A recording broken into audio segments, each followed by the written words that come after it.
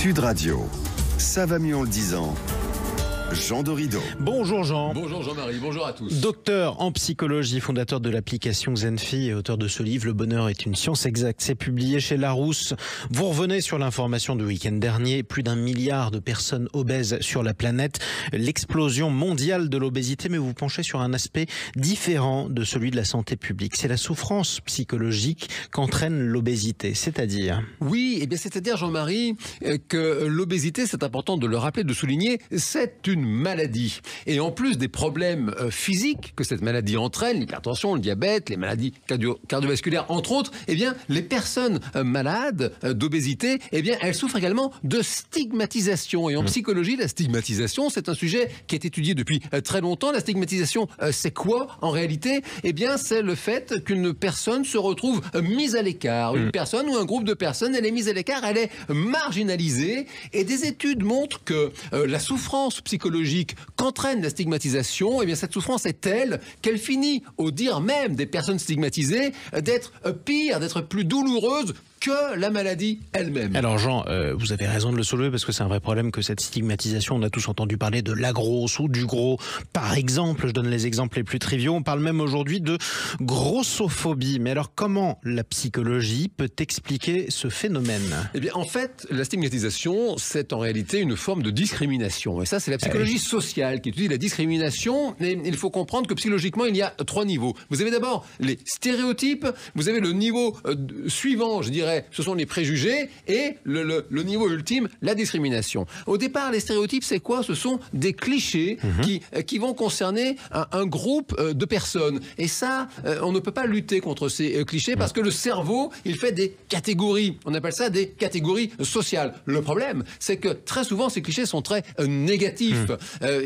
Vous allez sur les personnes obèses avoir des clichés du genre que ce seraient des personnes feignantes, des personnes gourmandes, qui se laissent aller, des personnes qui ne savent pas se contrôler. Et du coup, ces stéréotypes négatifs, ils entraînent des préjugés. Là où le stéréotype concerne la cognition, le préjugé, lui, va concerner les émotions. Des personnes vont vous dire que les personnes obèses les dégoûtent, par exemple. Et donc, à l'issue, ces préjugés entraînent de la discrimination. Et si on essaye... Et du harcèlement, d'ailleurs, parfois, voire souvent. Du harcèlement, surtout chez les enfants, c'est absolument effrayant.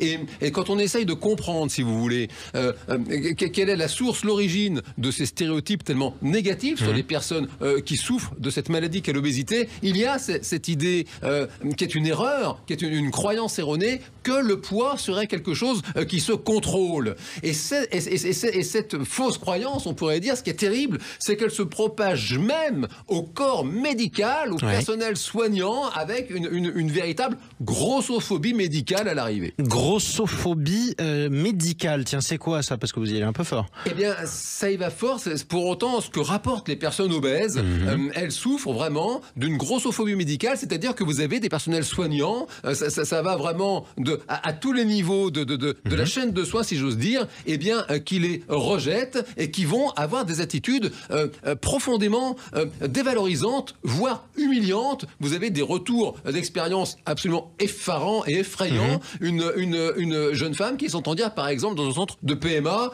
des propos du genre, de toute façon, vous êtes tellement grosse que vous ne serez jamais enceinte. Alors qu'elle vient dans un centre de procréation médicalement assistée. Une autre dame qui entend sa radiologue lui dire qu'elle ferait mieux d'aller passer son examen à l'école vétérinaire. Ou encore un manipulateur radio lors d'un IRM qui rit devant le patient et qui dit à son collègue il va pas rentrer ou alors il va rester coincé. Et donc, si vous voulez, c'est profondément violent, ce sont des expériences traumatisantes. Et à l'arrivée, c'est très grave parce que, outre le fait que ce sont des humiliations intolérables, eh bien, vous avez un retard d'accès aux soins des personnes obèses parce qu'elles sont tellement mal reçues, tellement humiliées, tellement dévalorisées, eh bien, qu'elles rechignent à aller voir le médecin et c'est absolument indigne, c'est une honte. Alors évidemment, ce que vous nous racontez est extrêmement choquant, surtout de la part de certains, et je le précise, de certains soignants.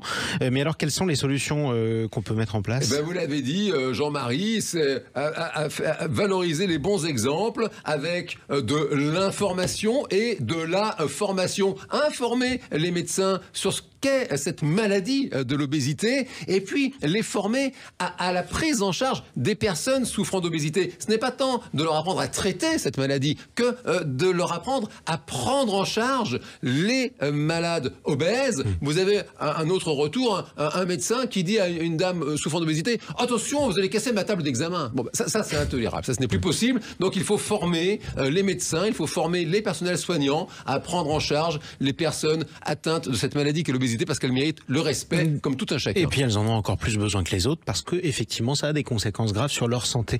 Merci beaucoup Jean Dorido. Je rappelle que vous êtes docteur en psychologie. Votre livre Le Bonheur est une science exacte, c'est publié chez Larousse. À bientôt. À bientôt Jean-Marie.